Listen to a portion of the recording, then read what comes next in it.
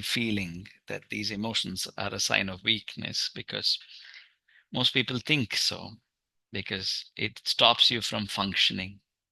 We all like to be perfect. We like to be strong. We like to be clear. And and in our definition of being a strong, clear, practical, perfect person that we all try to be, emotions don't have a space. But when you avoid feeling these emotions, processing them, giving them time and attention, we are actually spending a lot of energy avoiding them, because emotions are programmed to come up automatically in certain situations. Now, we don't decide to have emotions. Emotions come up by themselves. But how we respond to the emotions is there in our hands. For me, avoiding emotions when you're with people around you is totally okay. I don't want you to go be a very emotional person in front of everybody. Now, that is not something I'm encouraging people to do, although sometimes it's good to stand up. It's good to voice your anger in a positive way, to stand up for something you believe and things like that. But in most situations, it's not necessary.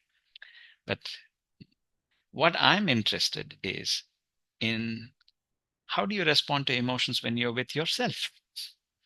Do you have to hide your own feelings from yourself? Do you have to spend energy to stop feeling something that you're already feeling?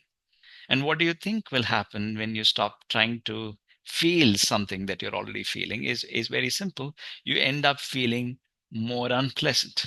It is like, the more you say, I shouldn't think of this and I shouldn't get angry, somebody who says, I shouldn't be angry, is already a bit disappointed with themselves for being angry. And they're angry with themselves for not being able to stop being angry.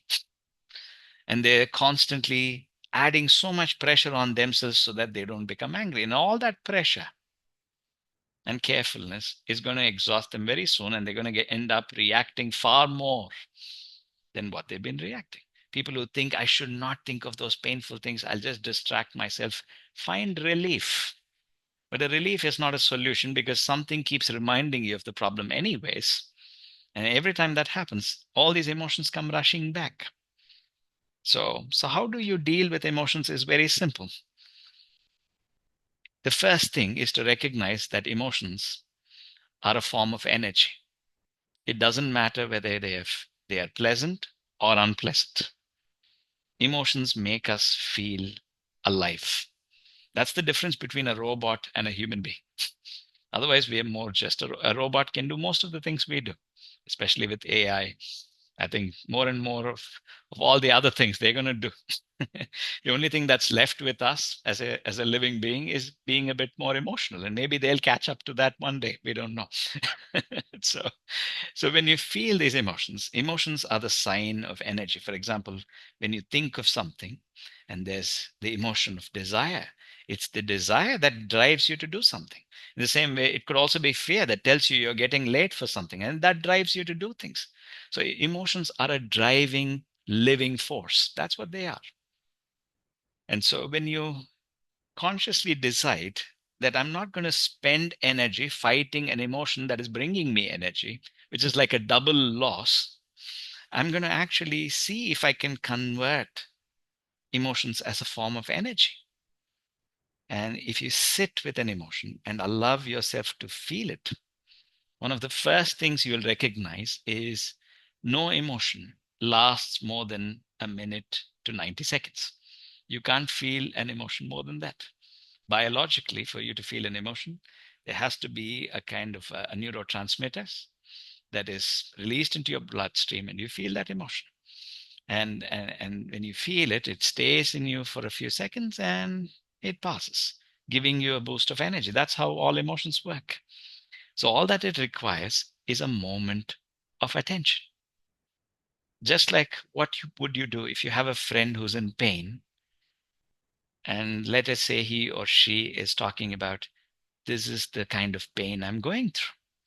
Now, the moment you just sit and listen, They will say something very uncomfortable and you might feel it along with them. But then just because you listen to them, you gave them attention, they start to feel better. Because behind all these emotional, painful experiences, there's a sense of disconnection that is there between one person and the other.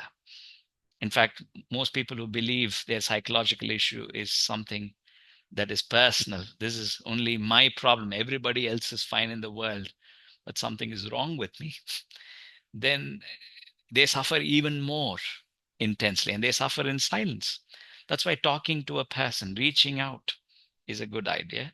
But if you don't want to do that, at least you learn to be a good friend to yourself. Listen to your feeling. Allow yourself to feel a feeling. And as you listen to it, it'll come up and then it passes. And the moment you do that, you'll find that emotion becomes energy. Sometimes anger, when you feel the anger consciously, anger becomes a source of confidence. Not many people know that. Being with yourself in pain is one of the best acts of care you can give yourself. To acknowledge your pain, being with anybody in pain is a sign of care, is a sign of love. So a lot of people talk about self-love, self-care. They hardly sit with themselves when they go through something painful. So giving yourself some priority, learning to just give attention, connecting with yourself. Connection makes pain go away. Connection calms down all the unpleasant emotions. Just to hold yourself in a calm manner with those emotions you're feeling can be a very healing experience. And if you find it hard to do it, that's why we have our sessions where we make people become comfortable with their emotions sometimes. If they've been postponing processing their emotions, that's the best thing to do.